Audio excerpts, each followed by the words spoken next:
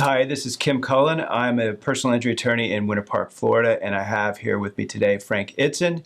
And Frank is going to share with us some new information about a drug that's there you may have seen a lot about in the media recently called Zantac.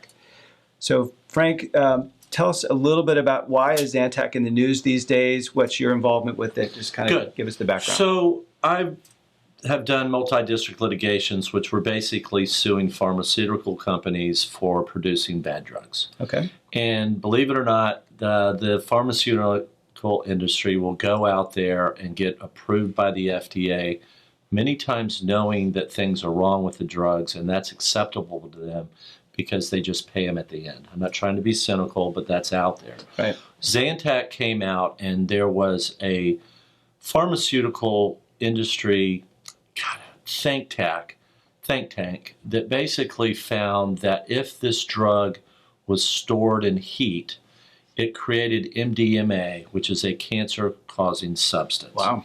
So I always tell people, I leave my cholesterol medicine in my car because I always forget to take it. And when I jump in the car on the way to work, I've always got something to drink. I take my medicine. Well, that's one of the ways. If you leave the Zantac, which was for heartburn, in the car, and the heat goes up temperature in August and the summer, then that's a problem. Okay. There's worries that when they were being shipped by container from overseas, crossing the Gulf of Mexico, if it came in California, was traveled through Arizona, Texas, Louisiana in August to Florida, there's lots of things that can happen there. The second way is that your digestive system can trigger it if it's got the wrong mix. And I always say this. You have a kale salad with a sliver of salmon and you don't need a Zantac because you don't have heartburn, it doesn't happen. But if it's Taco Tuesday and then you take one, sometimes depending on your physical makeup, it'll trigger it. So they put a warning out in November 2019. Okay. They pulled the drug last month. Wow. And they either over the counter or through prescription causes any really cancers with the digestive system, stomach, small intestine, bowel, liver, colon, kidneys are all been linked to this. It's in the infancy stages, and that's, you're looking for, Kim, the taking of the medicine and contracting or being diagnosed with cancer at the same time. So how far back has Zantac been available? It's been, I feel like I know that name for a long time. It's for a long time. It's been around for a long, long time. But the statute of limitations is your concern. And in Florida, we're in a pretty good shape because you got 4 years. It's arguably 4 years from last month that you found out about it. So, you know, if you've contracted cancer, you need to call Kim to get hold of me to get you in the system. And ultimately, this will go to a multi-district litigation. Is that the same thing as a class action, or how does that work? It's a great question. It's not. A class action, I'm going to use an example. Let's say everybody in Central Florida got dinged $100 on their TV bill or their direct TV bill. Okay. Well, everybody's been injured the same, $100. And you can't go sue the company. It's cost you more in litigation costs to get the 100. So that's a class. So the case gets resolved. Everybody gets their $100 back.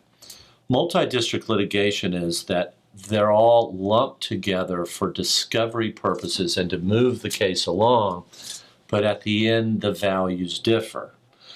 And not to get overly complicated, but there's 94 federal districts in the United States. So Zantac's being sued in Montana, California, Orlando, Philadelphia.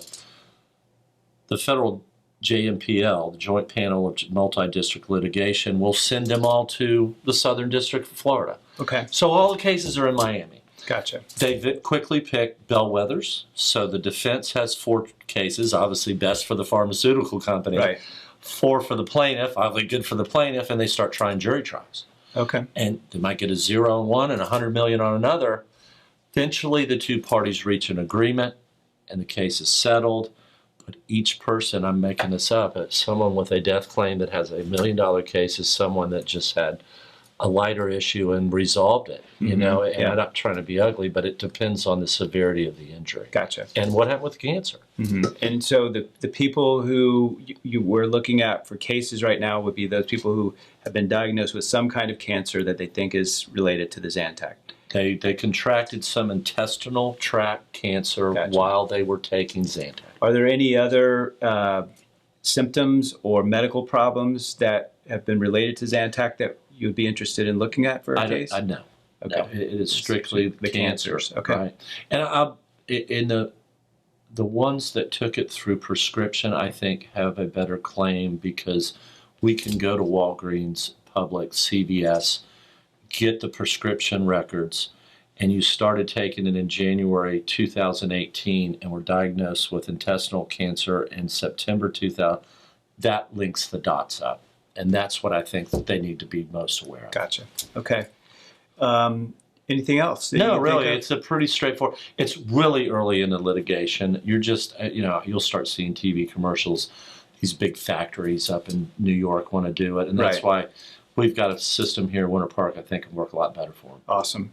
So anyone who's watching this video, if you've had an issue with Zantac and you have been diagnosed with any kind of intestinal cancer of any kind, please contact me or Frank's office. Frank, you want to share your phone number? Sure, it's 407-245-2887.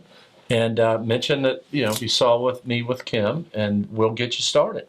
Cool. Or you can call us at 407-254-4901, or you can always visit our website at cullen-hemphill.com.